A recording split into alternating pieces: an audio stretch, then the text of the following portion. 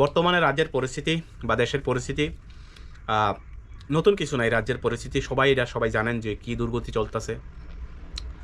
অনেকেই ভাবতেছেন যে এই রাজ্যে বা এই দেশে মুসলমানের উপর অত্যাচার হইতেছে, মুসলমানদের উপর নির্যাতন হইতেছে, জেহাদিদের উপর আক্রমণ হইতেছে, জেহাদিদের উপর নির্যাতন হইতেছে, জেহাদিরা মরতেছে, যাদের বাড়িঘর পোড়াইতেছে, তাদের ধর্মীয় স্থান পোড়াইতেছে, তাদের উপর অত্যাচার করতেছে। তারা হয়তো বা আজ না হয় কাল এই দেশ ছাড়বো, এমন স্বপ্ন হয়তো বা দেখেন অনেকে। তাদের উদ্দেশ্যে একটা কথা কই, যেখানে আপনি যদি একজন মানুষ হন, একজন প্রকৃত মানুষ হন, সমাজের সবচেয়ে সুন্দর সম্প্রীতি ঐক্য চান, কখনোই আপনি কোনো ধর্মকে ঘৃণা করতে পারতেন না, 1 নাম্বার। 2 নাম্বার, কোনো জাতিকে আপনি ঘৃণা করতে পারতেন না। কোনো জাতিকে বা কোনো মানুষকে তার খাওয়ার উপর ভিত্তি করে সেরা, তার ধর্মের উপর ভিত্তি করে সেরা তাকে আপনি বিচার বিবেচনা করতে পারতেন না। কারণ প্রত্যেকটা মানুষ তার ব্যক্তিগত স্বাধীনতা আছে, প্রত্যেকটা মানুষ তার সাংবিধানিক অধিকার আছে। সাংবিধানিক অধিকার বাদ দেন, ব্যক্তিগত স্বাধীনতা বাদ দেন, একজন মানুষ হিসেবে প্রত্যেকটা মানুষের কিছু তার অভ্যন্তরীণ কিছু বিষয় থাকে, সেগুলিকে সবসময় আপনাকে আমাকে সবাইকে সম্মান করতে লাগে। তো এখন অনেকে ভাবছেন যে বিজিবি রাজত্বকালে বা বিজিবি সরকার থাকাকালীন সময়ে এই রাজ্যে কিংবা এই দেশে মুসলমানদের উপর অত্যাচারের হারটা বাড়ছে, অনেকেই মনে করতেছেন। আমি এটার পক্ষে 100% সহমত হইতে পারলাম না। কারণ এই উক্তিটার পেছনে দেখেন, জাস্ট একটু কল্পনা করেন, অ্যাকচুয়ালি বিজেপি শাসিত অঞ্চলে না, বা বিজেপি শাসিত রাজ্যে না, বা বিজেপি শাসিত দেশে না, সারা ভারতবর্ষে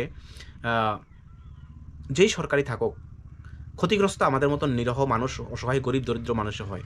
আপনারা জাস্ট কল্পনা করেন, এই রাজ্যে ঘটনার পরে মনে করেন গত এক মাসের আপনার ডাটাটা বাইর করেন, 1 মাসের ডাটাটা বাইর করে দেখেন কতটা সংখ্যালঘু পরিবারও আক্রান্ত হয়েছে, তাদের স্ট্যাটাস, সোসাইটির স্ট্যাটাস দেখেন। সংখ্যালঘু না, কত হিন্দু ধর্মের মানুষ, খ্রিস্ট ধর্মের মানুষ, সকল অংশের মানুষ যদি আপনি ডাটাটা বাইর করেন, কতটুকু মানুষ ক্ষতিগ্রস্ত হয়েছে, বিভিন্ন সামাজিক অবক্ষয় হয়েছে, মানুষ ক্ষতিগ্রস্ত হয়েছে, বিভিন্ন বিষয় নিয়ে আক্রান্ত হয়েছে, বিষয়গুলো ডাটারি বাইর করেন, কতটা মানুষের, নিরহ মানুষের প্রাণ গেছে। ঠিক আছে, এতে হিন্দু আছে, মুসলিম আছে, খ্রিস্টান আছে, জাতি আছে, উপজাতি, সকল অংশের মানুষ আছে। এবার তাদের যে সমাজের স্ট্যাটাস বা তাদের ক্যাটাগরিকে বাইর করেন, তেমন অধিকাংশই 99% হতদরিদ্র গরিব খেটে খাওয়া মানুষ, তাদের মধ্যেই তারা ক্ষতিগ্রস্ত হয়েছে। আমি এই কথাটা কইতাছি কিরে, আপনি মনে করেন এই দেশের বা এই রাজ্যের যারা নেতা বা যারা মন্ত্রী, যারা ক্ষমতায় আছে, যারা আপনাদেরকে উস্কাই দিয়ে সেরা, সাম্প্রদায়িক সুশ্রী দিয়ে সেরা, বিভিন্নভাবে উস্কাই দিয়ে সে একের মধ্যে অপহিংসা বিদ্রুপ চেষ্টা করে, বা আমরা একে অপর প্রতি ঘৃণা তৈরি করে, বা ঘৃণার একটা পরিবেশ, জঘন্য একটা পরিবেশ তৈরি করার চেষ্টা করে, তাদের কতটুকু ক্ষতিগ্রস্ত হয়েছে, তাদের ফ্যামিলির কতটুকু ক্ষতিগ্রস্ত হয়েছে, তারা কি হয়েছে, এতে তাদের প্রমোশন হয়, তারা লাভ হয়, তারা আগামী সিটের জন্য প্রস্তুতি নিতেছে, আগামী একটা এমএলএ সিটে পাওয়ার জন্য, আরও কিছু টাকা অর্থ রোজগার করার জন্য তারা ইয়া করতেছে। যদি আপনি সত্যিই কোনো জাতির উন্নয়ন চান, তাহলে জাতির শিক্ষাটাকে প্রথম দেখবেন আপনি। ধর্মের বিষয়টা তো অনেক পরে আইব। ধর্মটা হচ্ছে যখন মানুষ তার ব্যক্তিগত লাইফে বা নিজস্ব লাইফের শান্তি সম্প্রতি খুব একটা আনন্দের সময় আছে, তখন মানুষটা তার সৃষ্টিকর্তার কাছে আরাধনা করার জন্য একটা নির্দিষ্ট সময় বাইর করে শান্তি সম্প্রতি পাবে, সেটাই। তো অ্যাকচুয়ালি যতই কিছুই করেন না কেরি, এই রাজ্যের শান্তি সম্প্রতি যতই কিছুই করেন, অ্যাকচুয়ালি বেলা শেষে দেখবেন একটাই, ক্ষতিগ্রস্ত কিন্তু আমরাই। যারা দেখেন একটা এমএলএ, যদি একটা বিরোধী দলের এমএলএ হোক, সামান্য কিছু ক্ষতিগ্রস্ত হয়েছে, বা যে কোনো ঘটনায় আক্রান্ত হয়েছে, বা যে কোনো হার্ট অ্যাটাক করছে, বা যেই কোনো ঘটনায় সম্মুখীন হয়েছে, আপনারা দেখবেন সঙ্গে সঙ্গে আইএলএসের ভিতরে হায়ার অথরিটি থেকে শুরু করে সকল অংশের মানুষ, আর কেউ বাদ থাকে না, সবাই এটা নিয়ে দৌড়চাপ, তখন আর বিরোধী থাকে না, কোনো কিছু থাকে না। কিন্তু তাইলে আমাদের মধ্যে কেন এত বিভ্রান্ত, আমাদের সাধারণ মানুষের মধ্যে কেন এত হিংসা?